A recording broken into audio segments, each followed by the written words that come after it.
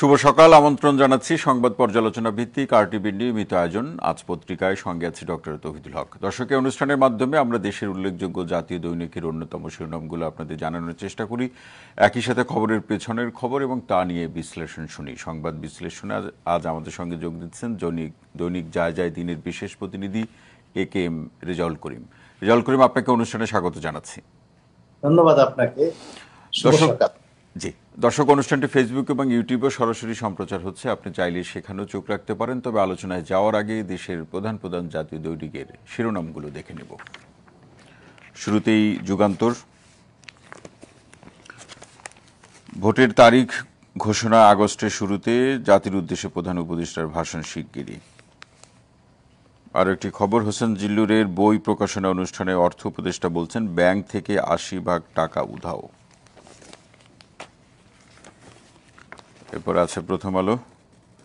তারা বলছে বন্দরের মাসুল বৃদ্ধি, এই প্রসঙ্গটিকে সামনে রেখে বলছে মাসুল বাড়ানোর চাপে ভোক্তা ও ব্যবসায়ীরা। মাইলস্টোন ট্র্যাজেডির প্রসঙ্গ ধরে একটি খবর, নিহত বেড়ে ৩৫, চিকিৎসা শেষে বাড়ি ফিরল ২ জন। আছে কালের কণ্ঠ। তারা লালকালিতে জানাচ্ছে ভ্রমণ ভিসার আড়ালে মানব পাচার, এটি মালয়েশিয়ার প্রসঙ্গকে সামনে রেখে খবর। ১৪টি দল ও জোটের সঙ্গে বৈঠকে প্রধান উপদেষ্টা, নির্বাচন ভণ্ডুলের অপচেষ্টা রুখে দিতে ঐক্যবদ্ধ থাকতে হবে। আরও একটি খবর কালের কণ্ঠের, গুলশানের সমন্বয়ক পরিচয়ে চাঁদাবাজি, আটক ৫। আছে সমকাল। তারা বলছে কয়েকদিনের মধ্যে ভোটের সময় জানাবেন প্রধান উপদেষ্টা। ১৪টি দলের সঙ্গে বৈঠকে এই কথা সম্মানিত প্রধান উপদেষ্টা বলেছেন।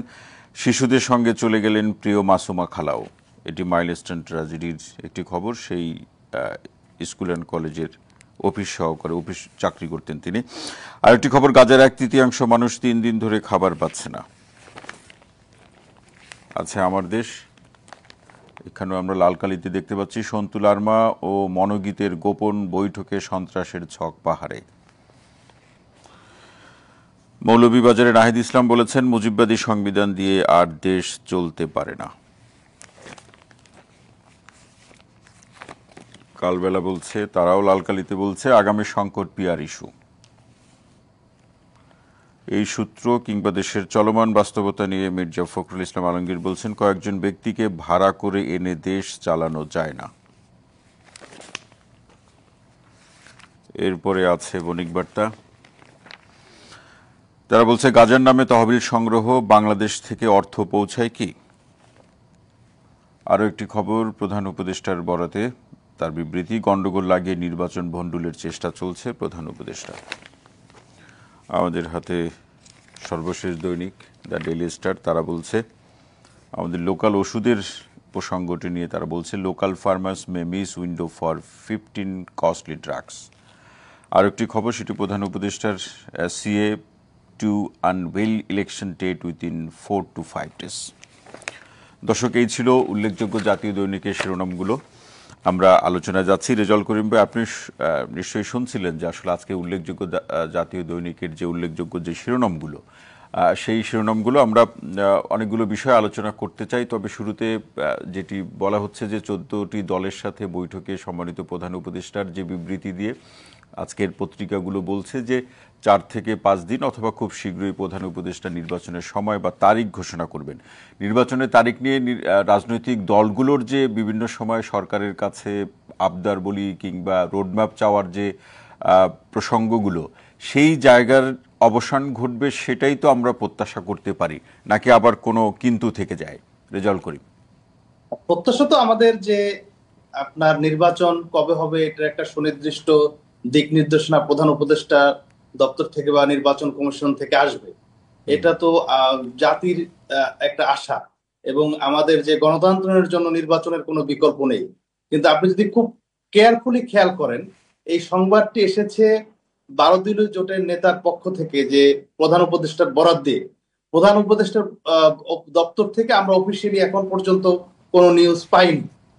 আর আপনি এটিও দেখেছেন যে গত 11 মাসে আপনার বিভিন্ন কথা বলা হয়েছে আপনার এই ইন্টারিম গভর্নমেন্টের পক্ষ থেকে, পরে আবার সেই জায়গা থেকে সরে আসা হয়েছে।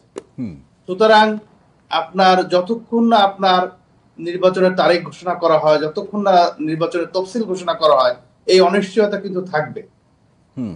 না, এই প্রসঙ্গে একটু বলুন রেজাউল করিম, যে এই যে সরকার, আপনি বলছিলেন যে সরকার নির্বাচনের তারিখ একেবারে ঘোষণা না করলেও একটা সময়ের বা মাসের কথা তারা উল্লেখ, আলোচনায়, সরকারের আলোচনায় ছিল, কিন্তু সেই জায়গা থেকে আপনি বলছেন যে বিভিন্ন কারণে তারা সরে আসছে, অথবা কখনো কখনো যে সময়টা বা মাসটা তারা ঘোষণা করছে সেই জায়গাটি আবার পরবর্তীতে জোরে সোরে বলছে না।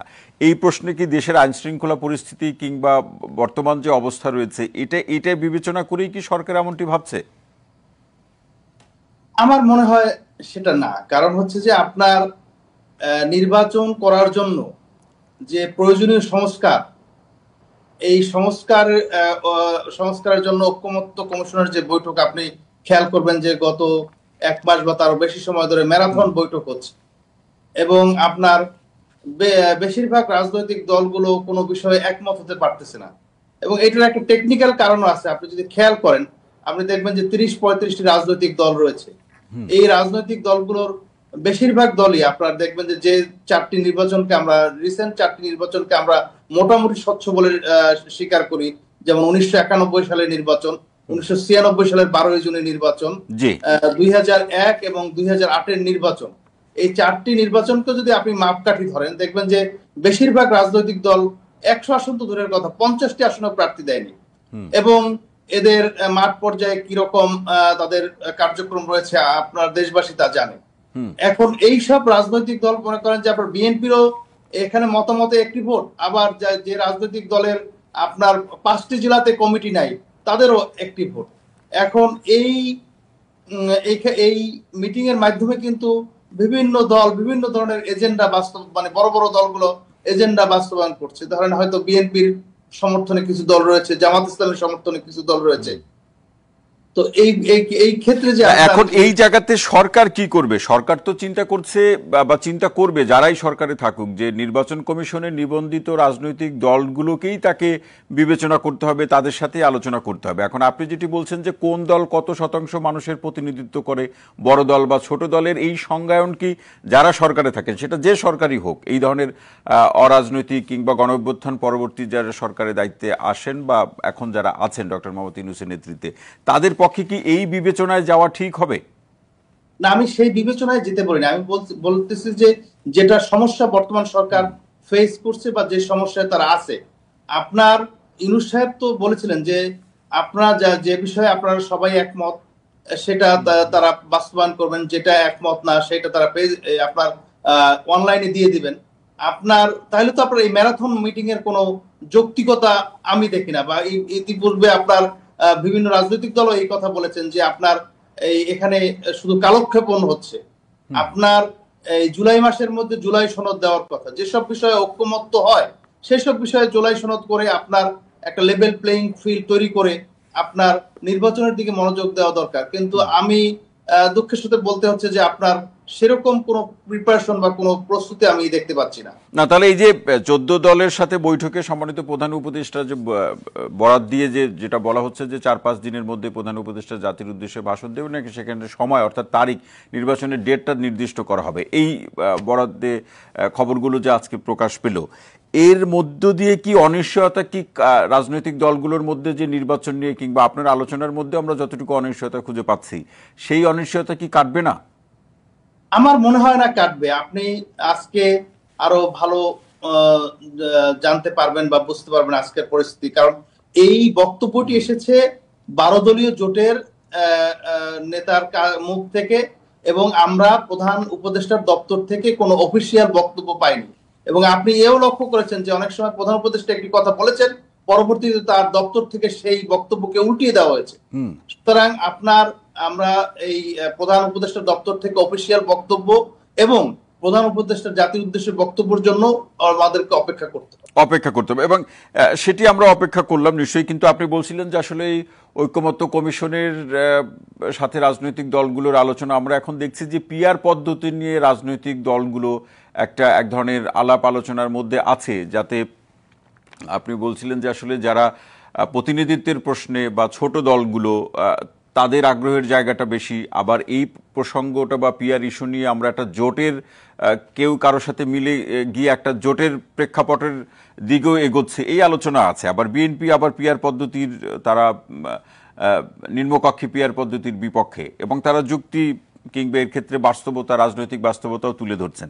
এটা একটা সামনের দিনে নির্বাচনের প্রসঙ্গে একটা বড় ইস্যু হয়ে দাঁড়াবে কিনা? আমি মনে করি যে এটি একটি আর্টিফিশিয়াল ক্রাইসিস। এর কারণ হচ্ছে যে পিআর পদ্ধতি নিয়ে আপনার বাংলাদেশে কখনো এই গত 2-3 মাসের আগে বা 4-5 মাস আগে, এর আগে কখনো পিআর পদ্ধতি নিয়ে কোনো আলোচনা হয়নি। বাংলাদেশের যারা সাধারণ জনগণ, এরা পিআর পদ্ধতিতে বিশ্বাস করে না বা জানে না এই ব্যাপারে। এবং আপনি যদি খেয়াল করেন, আপনার দক্ষিণ এশিয়া দেখেন, এশিয়া মহাদেশ দেখেন, মানে পিআর পদ্ধতি আপনার পৃথিবীর খুব কম দেশেই চালু রয়েছে, এবং যেসব জায়গায় চালু রয়েছে সেসব জায়গায় তারা বিভিন্ন ধরনের সংকটের মধ্যে রয়েছে। কাজেই আপনার যেখানে একটা অবাধ, সুষ্ঠু, নিরপেক্ষ নির্বাচনের আয়োজন করার কথা বর্তমান ইন্টারিম গভর্নমেন্টের, সেটিকে বাদ দিয়ে এবং আমাদের যে দীর্ঘ 16-17 বছরের যে আপনার অপেক্ষা বা তিতিক্ষা, সেটাকে উপেক্ষা করে আজকে পিআর পদ্ধতিকে আপনার একটা আর্টিফিশিয়াল ক্রাইসিস